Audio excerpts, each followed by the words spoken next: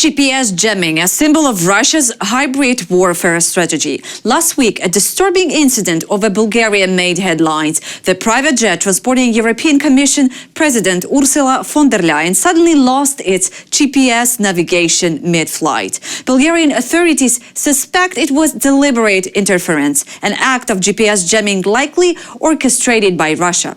The plane managed to land safely, but the implications were chilling. This was not an isolated event. Across Europe, such incidents of jamming and spoofing where navigation systems are either overwhelmed with false signals or fed misleading data have surged. Experts and officials call it a prime example of Russia's use of hybrid warfare, blurring the lines between cyber attacks, sabotage, and conventional war. NATO Secretary General Mark Rutte was blunt. This is being taken very seriously. He said the alliance is working day and night to counter these threats. The jammers are part of a broader pattern, from cutting submarine cables and plotting assassination to cyber attacking critical systems. This is more than just technical disruption. It's a message. Europe's reliance on GPS systems for everything from civilian aviation to precision weaponry makes it vulnerable. When these systems fail, chaos follows. A plane without GPS means flight crews must scramble, increasing risks. A missile without accurate navigation means devastating consequences. Countries like Italy are already responding. In the wake of the incident with von der Leyen, they are considering hiding flight path to protect state officials. Of course, it's part of the hybrid warfare against Europe from Russia, and it's known. So that's very important to understand. It's not something that we do not understand, and it's not something that we cannot counter.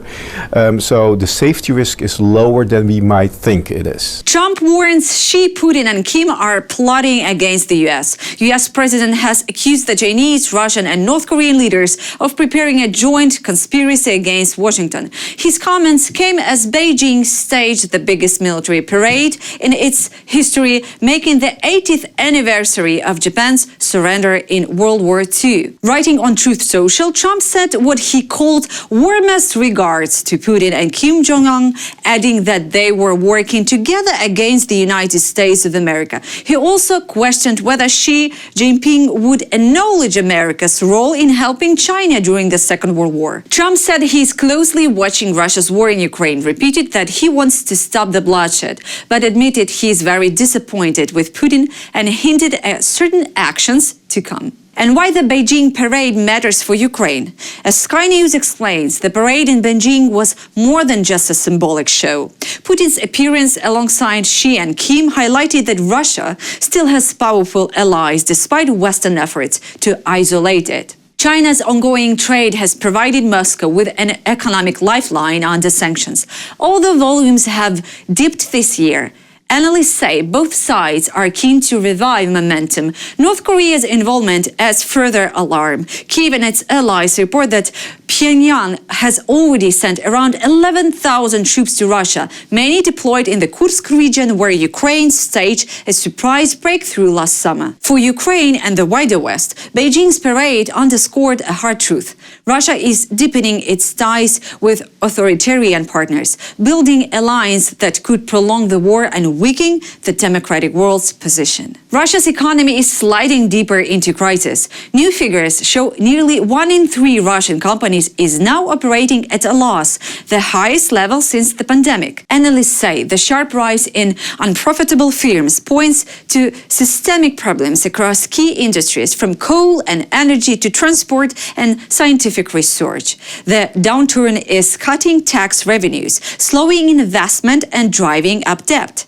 Experts warn this could lead to more bankruptcies and rising prices for ordinary Russians. Officials in Moscow admit small and medium-sized businesses are under particular strain. And with war costs soaring and oil revenues falling, pressure on the Kremlin's finances is only set to grow.